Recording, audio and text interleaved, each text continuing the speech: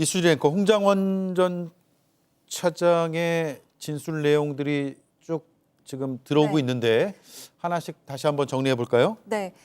방금 이제 체포조에 대한 내용을 말씀드렸는데 이 체포조에 대한 내용이 여인영 사령관과 홍장원 차장의 좀 진술이 엇갈리는 부분이 있습니다. 예. 이 체포 명단 제공한 바 있는가라는 질문에 여인영 사령관은 여기서 말씀드릴 게 아니다. 형사 피고인이기 때문에 엄격하게 다뤄야 된다라고 얘기를 하면서 다른 증언과 진술이 많다라고 하면서 사실상 좀 부인을 했습니다. 네. 그런데 반면 홍장원 차장은 체포조라는 워딩을 정확하게 여인영 사령관이 통화에서 이야기를 했다라고 주장하고 통화에서 있습니다. 분명하게 그렇게 이야기를 했다. 그 표현을 썼다. 체포조라는 표현을 썼다라고 이야기를 하고 있습니다. 예.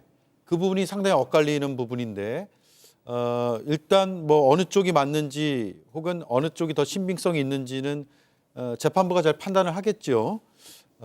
일단 홍장원 전 차장은 헌재 들어갈 때 모습이 지금으로서는 영상으로서는 마지막 남아있는 영상인데 저희가 그 장면을 좀 보고 시청자들께서도 한번 판단을 해보시면 좋을 것 같습니다. 취재진이 물었거든요. 어떻게 답변할 것인지. 그에 대해서 이런 답변을 하고 들어갔기 때문에 신빙성에 대한 판단을 좀 어느 정도는 해볼 수 있을 것 같습니다. 들어보시죠. 그동안 말씀해오신 것처럼 좀 이제 재판에서도 그대로 있는 그대로 말씀하실 계획이신지 사실대로 얘기하겠습니다. 네, 오늘 증인들이 대부분 이제 묵비권 거부하는 경우 많았는데 그런 부담은 좀 없으신가요? 뭐라고 진술했는지 잘 모르겠고요. 일단 저는 제가 알고 있는 사실 그대로 얘기하겠습니다. 그 대통령으로부터 이제 직접 체포조 운영 관련 지시를 받았다는 입장에도 변함이 좀 없으신지. 예, 변함없습니다. 그 조태현 국정원장 같은 경우에는 이제 체포조 의혹에 대해서 이제 풍문으로 들었다 이렇게 얘기를 하는데 그거에 대해서 좀 생각이 좀 변화가 있으실까요? 그거는 뭐 그분한테 물어보시는 게 좋을 것 같습니다. 그러면 이제 앞으로 오늘 진술하는 데 있어서 좀 어떤 부분 좀 중점으로 이렇게 말씀하고 싶은 사항이 있으실까요? 없습니다. 재판관님께서 궁금하신 부분 그대로 대답하겠습니다. 예, 이동학 의원님. 네. 국회에서도 거침없이 본인이 알고 있는 사실이라는 전제하에서 발언들을 많이 했었잖아요. 그래서 네. 많은 분들이 그 내용을 듣고는 굉장히 그런 일들이 있었구나로 알게 됐는데 이동학 의원이 보실 때는 그런 흐름이 오늘도 지금 법정에서 이어지고 있다고 보세요? 그렇죠. 흔들림이 없어 보이죠.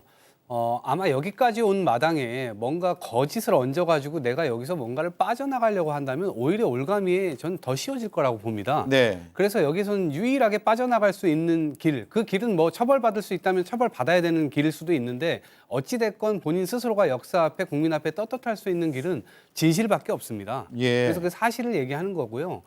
말이 나온 김에 홍장원 차장이 얘기했었던 대통령과 두 번의 통화 이후에 여인영 방첩사령관과 통화를 시도했고 그 이후에 콜백이 와서 통화를 했는데 그때 대통령이 싹 다 잡아들여라라고 했던 14명 내지는 16명의 명단을 불러줬다는 거 아닙니까?